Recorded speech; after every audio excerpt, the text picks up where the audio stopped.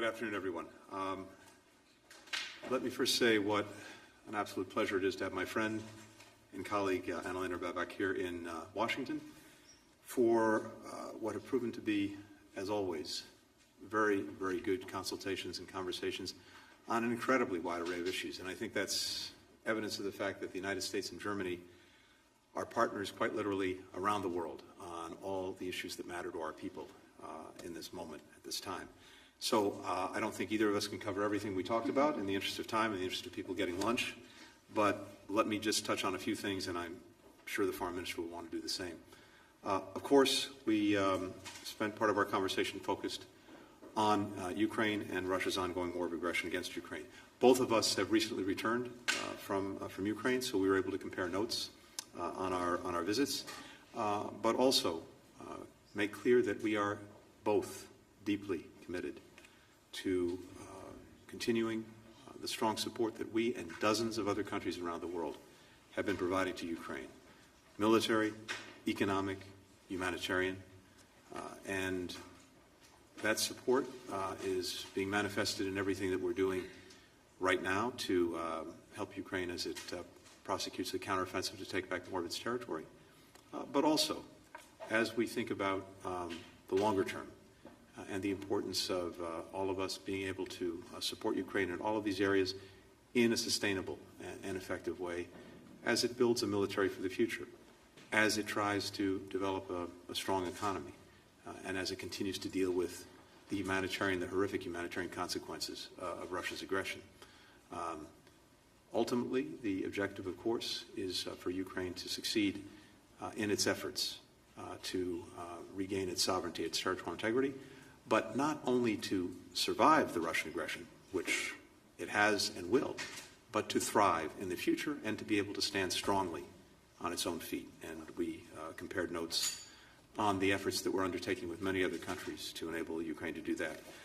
I would just note as well, and as we discussed, that on the economic side, just yesterday, we named a very highly respected senior official and colleague of many years, Penny Pritzker, our former Secretary of Commerce, to take on the role of being our special representative for Ukraine's economic recovery, to work closely with Germany, with the European Union, with G7 partners, and many others who are working on this. And ultimately here, even as governments and international financial institutions support Ukraine, and that will continue, ultimately the most sustainable way for Ukraine to succeed economically is through private sector investment. And so we are focusing many efforts on these. Penny Pritzker brings remarkable expertise, remarkable knowledge, remarkable networks of contacts around the world to help do this.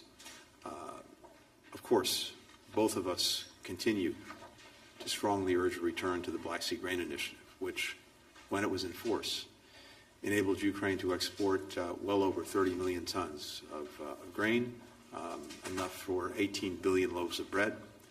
Of course, that agreement never should have been necessary in the first place. It was only necessary because Russia blocked Ukraine from exporting its food to the world.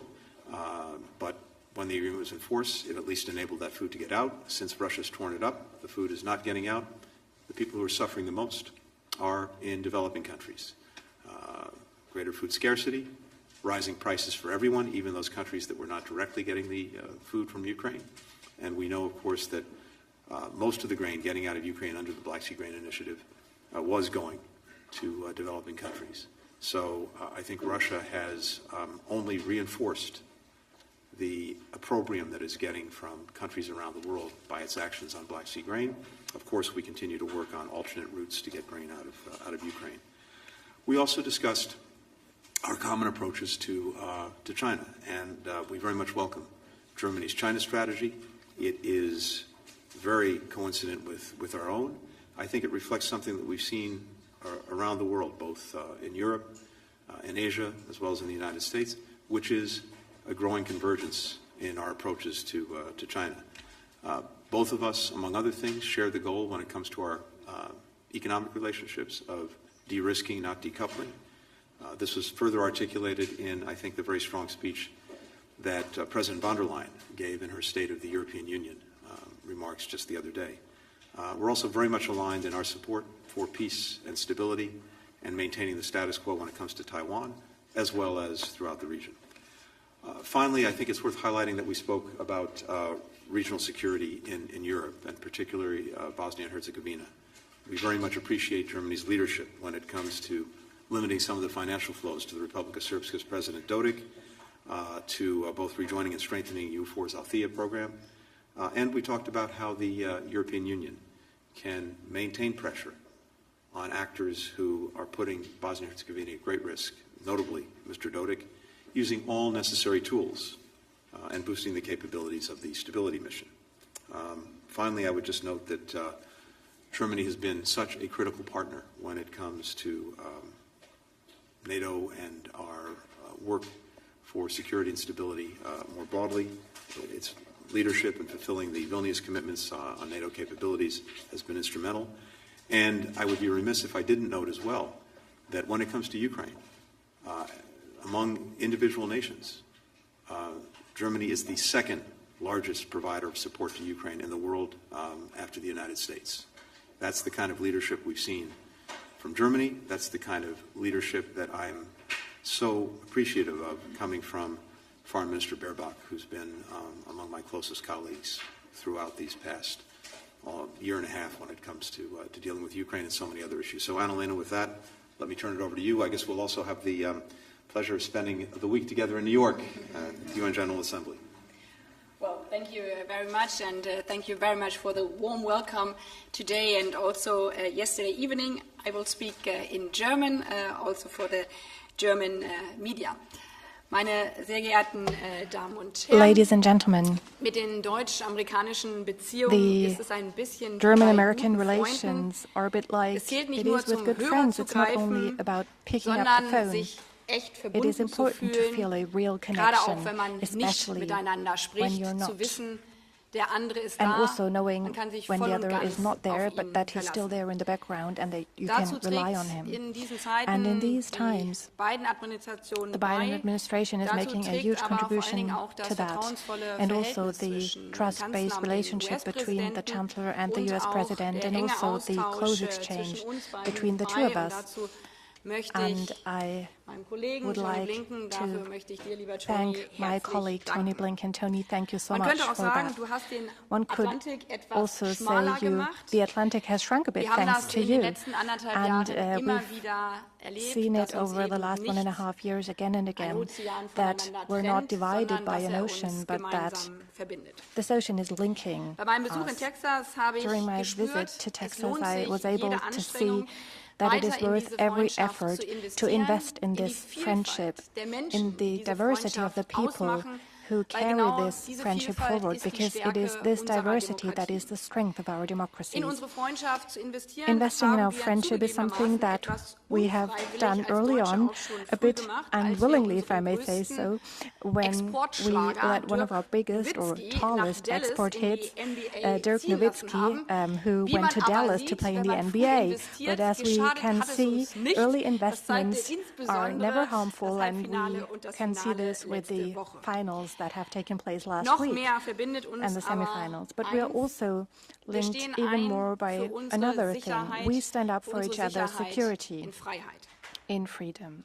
Wir Europäer und We insbesondere wir Europeans and Deutschen especially haben we dabei Germans unsere eigene have Sicherheit zu taken our lange own auf die security leichte Schulter too genommen. lightly for too Diese long. Zeiten sind ein These für alle Mal times vorbei. are over, once and for Deutschland all. haben wir den In Schalter Germany, we umgelegt. have flipped the switch. 100 Milliarden Euro investieren wir We are extra investing an additional in unsere 100 billion Bundeswehr. euros in our Unsere Verbündeten Bundeswehr. können sich auf uns Our allies verlassen. can rely on us. 2% 2% ist unser aller Versprechen is the in promise we der all NATO. made within NATO. Ein Versprechen haben wir auch And den we've Menschen also in der Ukraine made a promise to the gegeben. people of Wir Ukraine. unterstützen die Ukraine, We will wir support unterstützen Ukraine, die we Menschen will in der support Ukraine, Ukrainians, the solange people sie there, uns brauchen. as long as it takes. Putin läuft seit 1,5 Jahren For 1.5 damit ins years, Leere, dass Putin has denkt, been going nowhere irgendwann with his mindset that werden sich Europa, at some irgendwann point Europe werden sich Amerika, and irgendwann wird sich die ganze the United Welt schon an States and diesen the whole Krieg world will gewöhnen, just weil es get andere used to this Themen war because gibt. there are other important things Aber that niemand matter. in unserem But no transatlantischen one in Bündnis, our aber transatlantic eigentlich alliance niemand and auf dieser basically no one Welt in the world möchte sich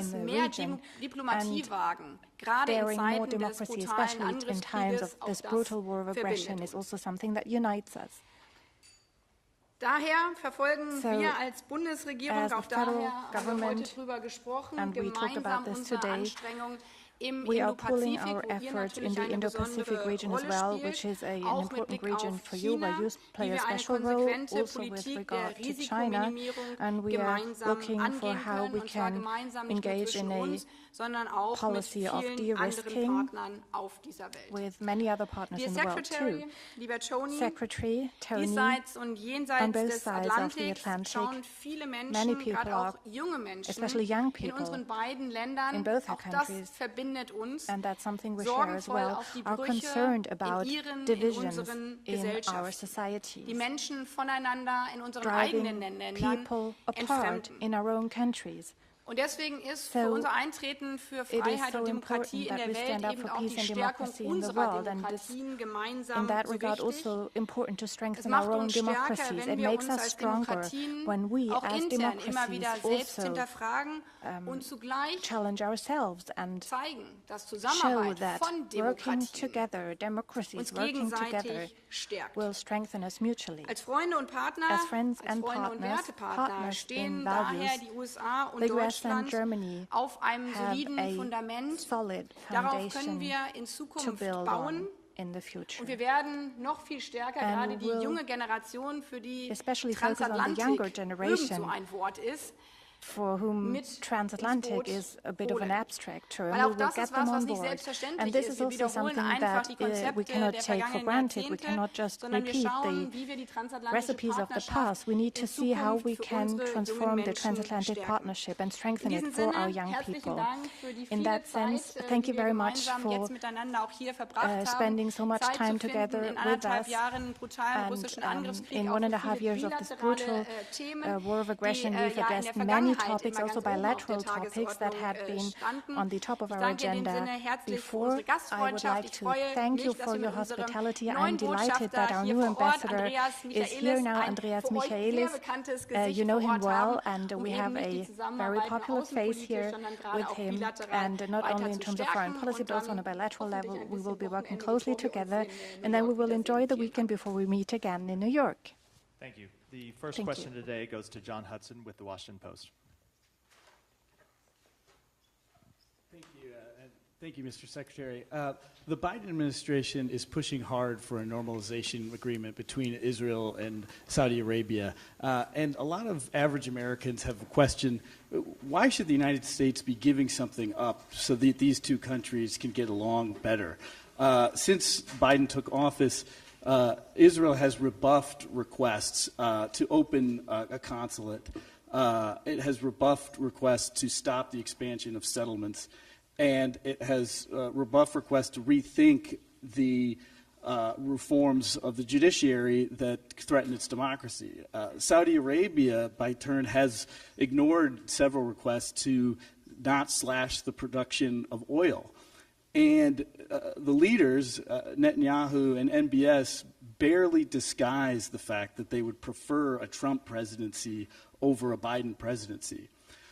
So I wonder, does it make the United States and by turn the Biden administration look weak by so obsequiously catering to what these countries want, who are not actually at war with each other right now? John, I love the formulation of the question, especially the obsequious part. A few things. First,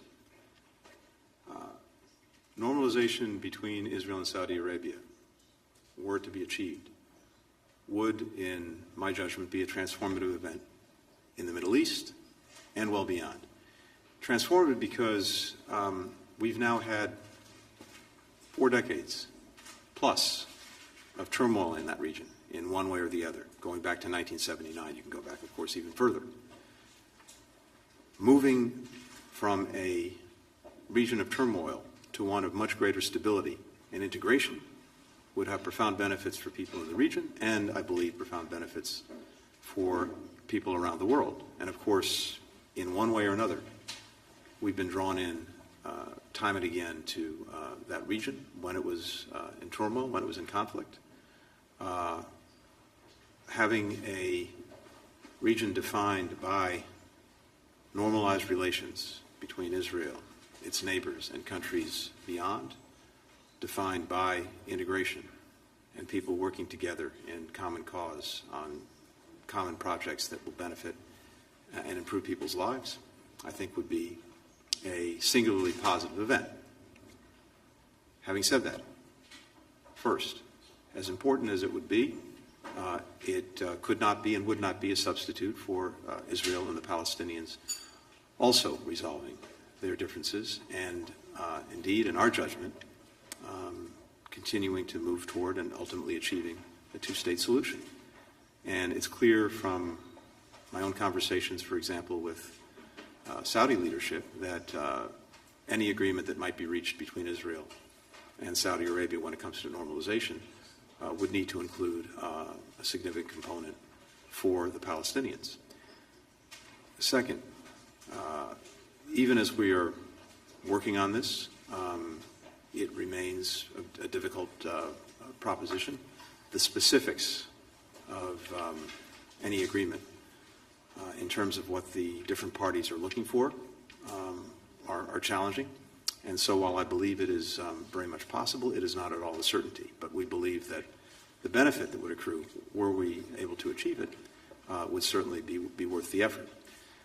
Third, who's to say that in an arrangement that involves at least 3 countries, were we able to get there, there would not be concrete benefits for all 3 countries, to include the United States. And we would expect progress on a number of issues in a number of areas that clearly are in our interest. So while I believe that normalization in and of itself would be very much to the benefit of the United States and many other countries around the world, as well as the countries in question,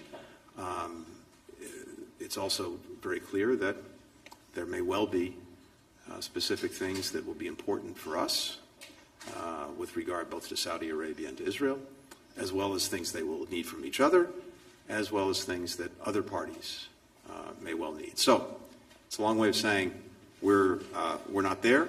There's no guarantee we'll get there. We believe it's profoundly important if we can achieve it, but I would wait to see if something emerges, all of the details that come with it. Can you acknowledge that there's no active hostilities between Saudi Arabia and Israel? I would certainly acknowledge that there are no active hostilities, but I think we would all acknowledge what we've seen over the past decades, and I suspect we would all acknowledge the powerful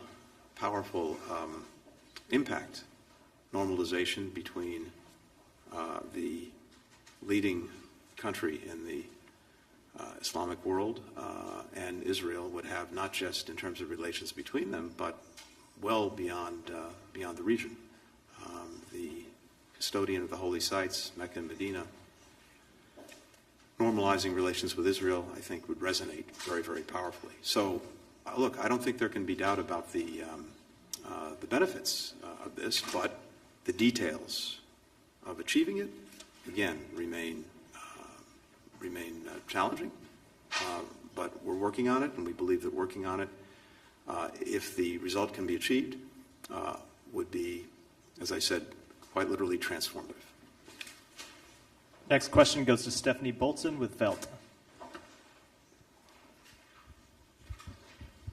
Thank you. Secretary Blinken, did you ask Minister Baerbock if the German government was willing to exchange a Russian spy who killed an opposition politician in Berlin for the Wall Street Journal correspondent currently imprisoned in Russia? And secondly, there are reports today that the US government believes that the Chinese defense minister has been placed under investigation. Can you confirm this? And what conclusions does your government draw from the apparent turmoil in Beijing? Thank you.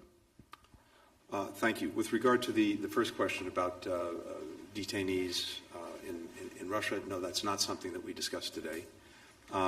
With regard to the question of the Chinese defense minister, I don't have anything to offer on that. I don't know about the status of the defense minister, and in any event, ultimately, these are issues for the Chinese government to decide. We remain fully prepared, as we've been, to engage with the Chinese government, whoever happens to be holding the positions of responsibility at any given time, just as I did when I went to Beijing earlier this summer. And we expect that to continue irrespective of who's holding what portfolio. Next question goes to Elizabeth Hagedorn with Almana.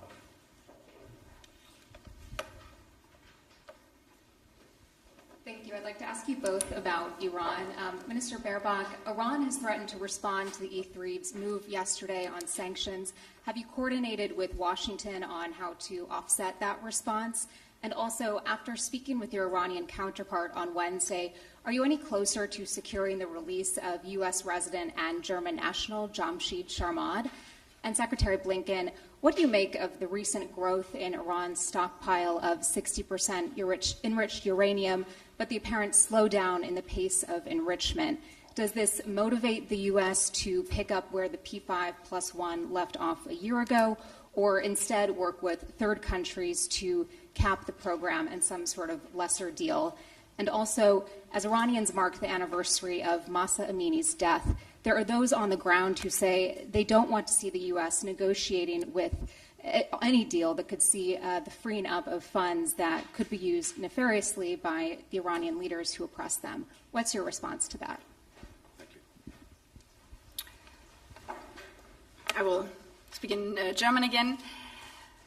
Wir haben uns nicht We nur heute, have sondern in den ganzen not only letzten exchanged Monaten, today, but over eigentlich the seitdem last ich im months, Amt and bin, actually since I natürlich auch took immer wieder office. über das And Iran-Dossier we've often talked about the insbesondere mit Iran Blick auf, dossier, especially with die regard nukleare to the Gefährdung, nuclear threat. nachdem das iranische After Regime das the Iranian regime immer having weiter violated fortbetrieben hat and und having natürlich continued auch the mit nuclear Blick auf den program, zweiten Teil Ihrer Frage, and also with mit regard Blick to the second auf part of your die question, massive Repression with regard to gegenüber the der massive eigenen reprisals Bevölkerung. against their own Die population. E3-Partner, And the Frankreich, E3 Großbritannien partners, und wir France, als Great Bundesrepublik Britain, and Deutschland, the ja, Federal haben Republic of gestern Germany, yes, deutlich we gemacht, dass made wir it die clear yesterday verbleibenden that Nuklearsanktionen we beibehalten uphold the werden, remaining nuclear aufgrund sanctions des fortgeschrittenen due to the fact that the iranischen Iranian nuclear Nuklearprogramms. program is so Das advanced. sind die direkten And Konsequenzen these aus are den direct schweren und impacts from the fortgesetzten severe iranischen and Verstößen continuing gegen das Iranian JCPOA, violations against the und zwar seit JCPOA that have been 2019. ongoing since Wir bleiben 2019. zugleich At the offen same time, we für remain eine open diplomatische to a Lösung, diplomatic denn Ziel solution muss es sein, die because the goal regionale needs to be Proliferation zu vermeiden. to avoid regional proliferation. I'm sorry. And then the consular cases. Wir werden, glaube ich, beide sehen wir das so, I think unsere we both Konsularfälle share nicht the opinion that gegenseitig we von will der not Seitenlinie mutually kommentieren. comment our Und consular cases angesichts, from the dass das sehr sidelines. sensible Fälle And sind, kann these ich are auch very jedenfalls sensitive persönlich issues, zu so I einzelnen Fällen hier personally an dieser Stelle nichts sagen. cannot comment on individual cases at this point. Elizabeth, with regard to nuclear matters, we, of course, both of us, many other countries have longstanding concerns about Iran's nuclear program. The agreement that was reached some years ago, the JCPOA, had the very important benefit of putting that program in a box. Unfortunately, in leaving that agreement, we created an opportunity for Iran to get back out of the box that we put it in. And we've now been dealing with some of the consequences of that decision over the last couple of years, including things like enrichment at higher levels, greater accumulation of stockpile of enriched material, etc. We are determined, President Biden is determined, that Iran will not acquire a nuclear weapon, one way or another. We continue to believe that diplomacy is the most effective way to achieve that result, but there's no active diplomatic engagement on that question right now because of the steps that Iran has taken, as well as its refusal or inability to get back into mutual compliance with the JCPOA. The steps that you've alluded to would certainly be positive in the sense that moving away from further enrichment, further accumulation of stockpiles is a good thing. But in the moment, we're not engaged in discussion or negotiation with Iran about the nuclear program, but it would be important to see steps by Iran to continue to move back away from the thresholds that it's been moving toward since the JCPOA was ended. Tomorrow is indeed the anniversary of Mahsa Amini's death. Just this week, we have imposed additional sanctions on Iranians responsible for the crackdown against peaceful protesters and those responsible for repression. This follows numerous actions that we took in the wake of her death and during the protests a year ago when the Iranian government began firing on peaceful protesters, disrupting internet access, taking other steps to repress its own people. We took action both in terms of the sanctions that we imposed on those responsible for the crackdown from day one. We provided means by which Iranian citizens could continue to communicate with one another and with the outside world. We strongly supported an unprecedented session at the United Nations Human Rights Council. We created a fact-finding mission to look into, on behalf of the international community, the aggression by the Iranian government against its own people. And we continue, as I said, by the actions we took just yesterday in marking Mahsa Amini's death to do just that. When it comes to funds and resources for the Iranian regime, and I think you're referring specifically to the agreement that we're in the process of implementing to return home 5 Americans who've been unlawfully detained in Iran, one going back 8 years, I'd say 2 things. First, when it comes to getting Americans out of jail and back home who've been unjustly detained anywhere in the world, I'm happy to take any criticism that comes my way for that. I view it as job one, to do everything I can to bring Americans home. And under this administration, we brought nearly 30 Americans home from places around the world who are being unjustly detained, in many cases in the most horrible conditions. I know the impact this has on them, on their families. I've talked to virtually all of the families in person or by video over the last 2.5 years. And so this is very, very important to me. It's important to the President, and we're willing to make hard decisions to make that happen. In this specific instance, the resources in question, Iran's own money that it had accumulated as a result of selling oil at the time, legally and lawfully, our sanctions have from day one exempted the use of these funds for humanitarian purposes, and the agreement in question is simply allowing the transfer of these funds from one bank in one country to another bank in another country where they can be used exclusively for humanitarian purposes. I view that as a sensible arrangement, and if it's facilitated the return home of Americans who are being unjustly detained, I think that's a good deal for the people in question and a good deal for the United States. For the final question, Paul Anton Kruger with Süddeutsche Zeitung. Thank you very much, and allow me to take you back to where you both started off, Ukraine.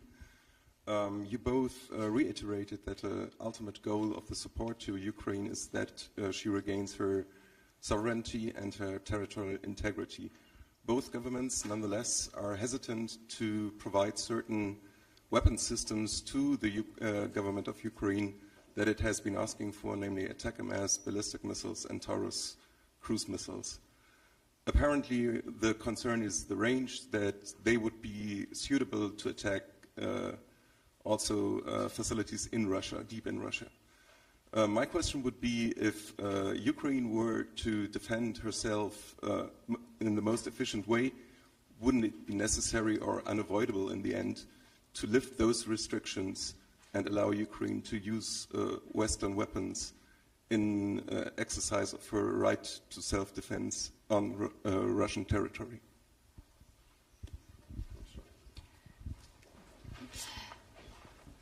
Ich habe mich mehrfach zu dieser Frage ja schon I geäußert, have deswegen commented on mache that ich es question several kurz. times, so I will Zum be einen short. haben wir beide I will wieder keep erneut it bei brief. unseren Both of Besuchen us gesehen, have wie seen wichtig during our es ist, visits how important it dass is die ukrainische Regierung, dass that das the ukrainische Ukrainian Militär in government der and the Lage ist, Ukrainian ihre military Menschen in der is Ostukraine able zu to befreien. defend and to free their Weil die people Menschen in eastern dort Ukraine, because zum the people allergrößten Teil, there, was wir wissen, im wahrsten Sinne des to what we Wortes in know, der Hölle leben.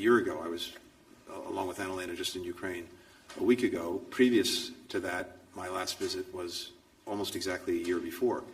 In that space of time, Ukraine's recovered more than 50% of the territory taken from it by Russia since February of 2022. And of course, it's now engaged in this important counteroffensive to try to regain more of the land stolen from it by Russia. And both of our countries and dozens of others are deeply engaged in working every single day to try to make sure we're providing Ukraine what it needs to succeed. And that is a constantly evolving question. As the nature of the fight evolves, changes, the needs evolve. And so we have adjusted from day one, every step along the way.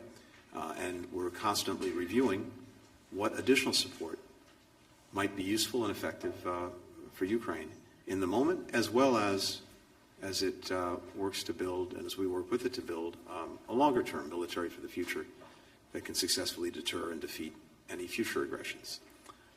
So different systems are constantly under review, and it's very important to emphasize that the systems themselves are critical, but that's not sufficient as a prism through which to look at this. Ukrainians have to be able to use them effectively, and sometimes with new sophisticated systems, that requires training, and of course we're engaged in that. They need to be able to maintain them, and that doesn't happen automatically.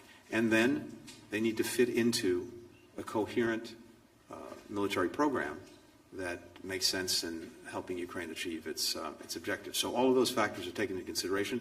I can just tell you that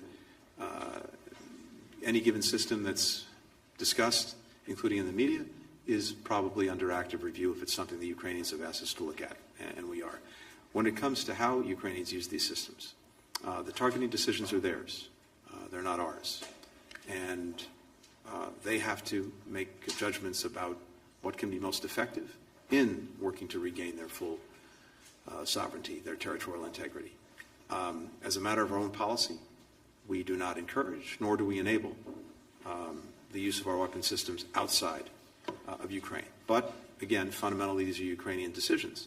And the only reason we're talking about those decisions is because of the Russian aggression against Ukraine and because of the fact that, as the foreign minister alluded to and has talked about so powerfully, every single day, Russian bombs, Russian rockets, Russian drones are raining down on the people of Ukraine, destroying, tearing apart innocent lives, destroying, tearing apart Ukraine's infrastructure, its energy infrastructure, the food and grain silos and ports that have been responsible for getting food around the world to people who need it.